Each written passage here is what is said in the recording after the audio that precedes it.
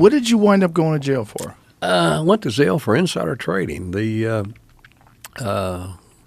See, Joe, publicly people know I bet on sports, and they know I'm, pretty good at that. And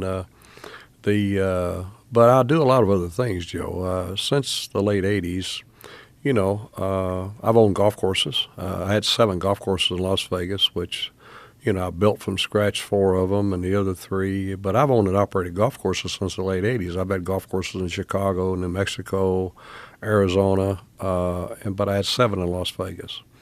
When I got out of school, I went into the automobile business. I was in it 16 years. I got out, but I'm in the automobile business too. So I had 22 car dealerships at one time. So at the golf courses, car dealerships, bet on sports, but I also invest in stocks. I invest my own money, not someone else's money. And, actually I probably have a bigger presence with that than I do betting sports because it's a bigger market. You can bet more. Well, I bought a stock. I'd owned it for 10 years, and I'd gotten involved. There was an SEC investigation. The initial investigation was into myself and Carl Icahn, and it involved a stock trade that I did with that he'd owned stock in. And that investigation went 3.5 years. It went nowhere because there was nothing there.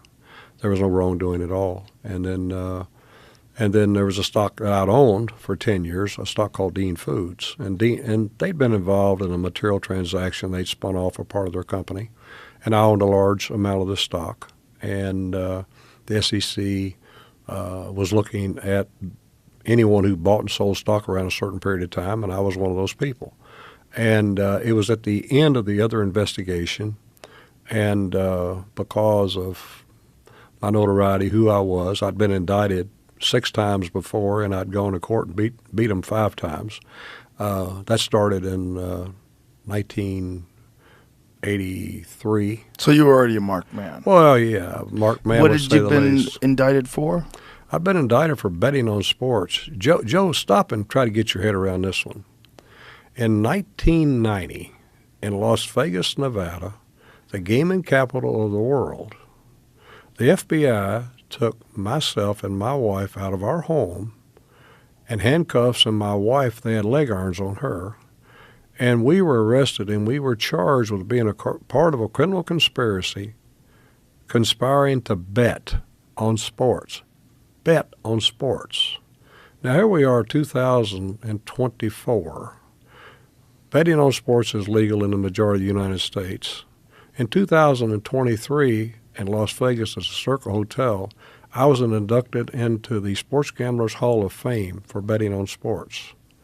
But in 1990, in Las Vegas, Nevada, I was indicted along with my wife and charged with betting on sports.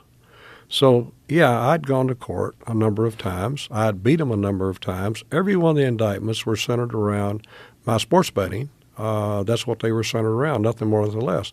But I was